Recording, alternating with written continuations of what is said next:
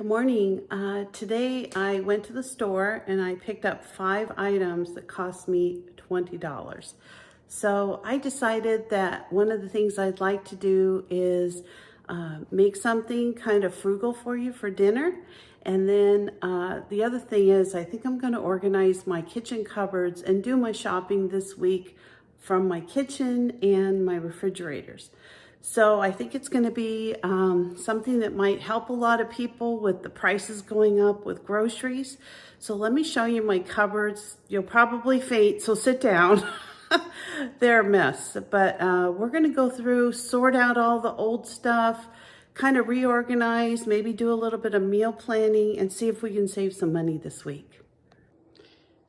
This monstrosity is my kitchen cupboards. It's my pantry, and as you can see, it is a train wreck. I have a lot of food. I have so much stuff that I've bought and just thrown into the cupboards. It's so disorganized that I don't even know what I have. So we're gonna tackle this today. We're also gonna go through the refrigerator and the freezer and see what we have that we can make good use of.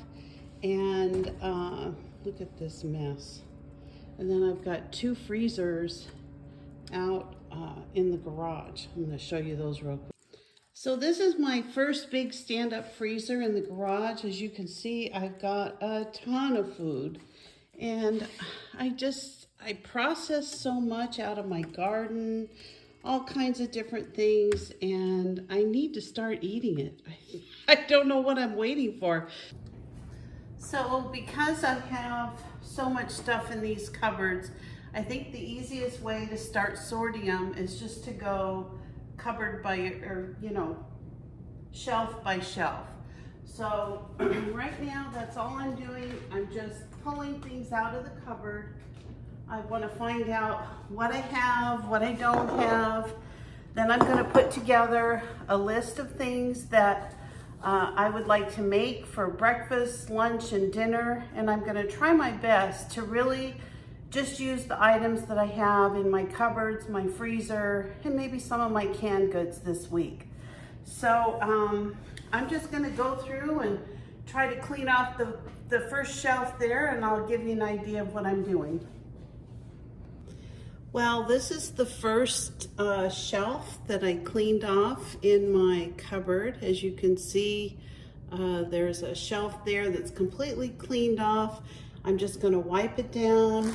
Already I see a ton of things that either I bought and forgot about because they kind of got lost in, just all this overabundance, I guess. But I'm going to kind of sort through it. I'm going to look at all the expiration dates and see if I can't make sense of some of it. So as you can see, I am getting through quite a bit of all my different things that I have. Quite a few things are actually expired, and quite a few things I've bought the same thing and didn't even know that I did because it was somewhere buried in my cupboards. But it's going good, and I can see that I'm going to have a great selection of things to choose from for my weekly menu selection. So as you can see, I'll put this right back. You can see I started on another cupboard, and I'm starting to put a few things back. It's quite a process. I'm going to need my husband's help because some of those things on the bottom are his. So I'm going to concentrate on just these 4 top shelves and see what I can get done today.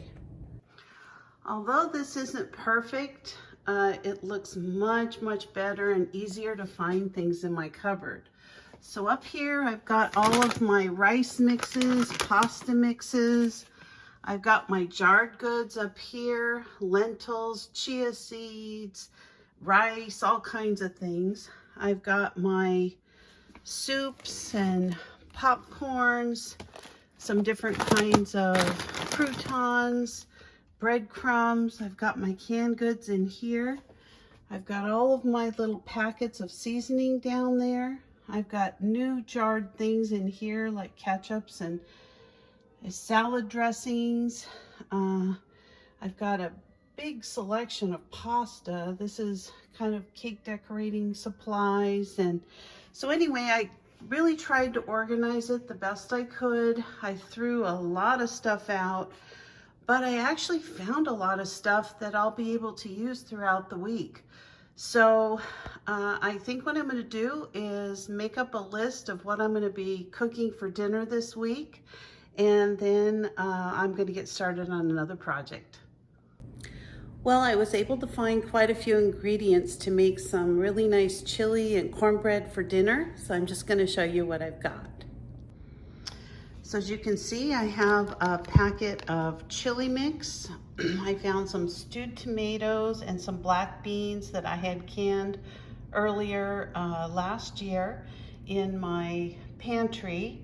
I've got some grated yellow zucchini and onion. I found a can of green chilies and a package of sausage. So I'm just going to brown the onions and the zucchini up in the Instant Pot, and then I'm going to add the sausage and we're going to get started.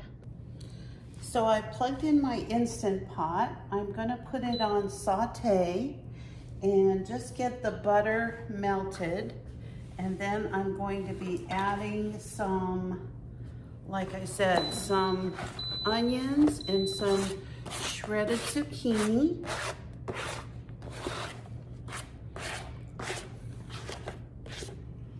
Like so. And actually I think I'll go ahead and add the sausage at the same time. I've got a pound of sausage here.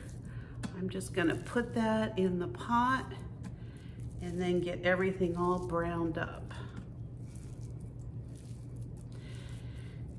It's just such a great feeling knowing that, you know, if you're taking items that you're, you know, either letting go bad or not using in your storage and using it to make great dinners, I mean, it's just a really good feeling. So that's what we're doing today. Just trying to make the best use of the items that we have. So I'm just gonna kind of cut up this sausage a little, and this will start sauteing in no time. I really like using zucchini in a lot of my meals. I shred it up and I put it in meatloafs and casseroles and you know, chili soups. It's great because it kind of takes on the flavor of whatever it is you're cooking. It adds a little bit of bulk, and it's great to put the vegetables in with your meal. So I'm gonna bring you back as soon as we start actually cooking this up and show you what it looks like. All right, so it's browning up really nice, and you can see that the zucchini has really cooked down to almost nothing. The onions are turning translucent, and all I'm gonna do is add the extra ingredients. So I have a small can of tomato sauce. I have a can of my stewed tomatoes that I made from the tomatoes in my garden. I already added a little bit of these Ortega chilies, so I put those in. I'm gonna put in my chili seasoning mix. Oops. And then I'm also gonna put a little bit more water. It doesn't call for it, but I just think that since I'm going to be cooking it in the Instant Pot, I just want to make sure that it cooks up with plenty of water. I'm just going to stir that up. Give it a good stir. Oh, it smells amazing.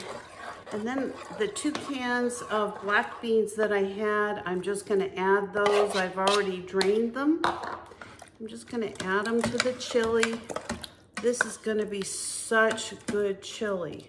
Oh, it already smells amazing.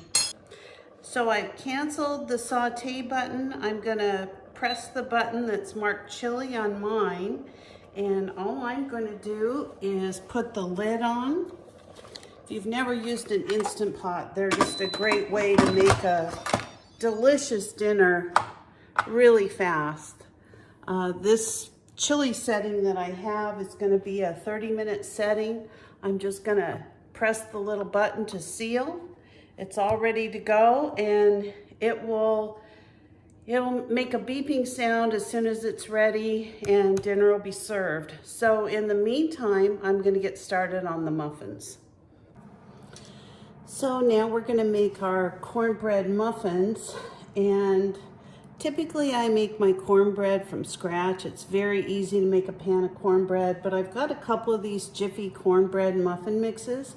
So I think today I'm just going to throw these together. They're pretty fast. Just throw them in the oven. It basically makes about 6 muffins, and you're going to just add the muffin mix to a bowl like so.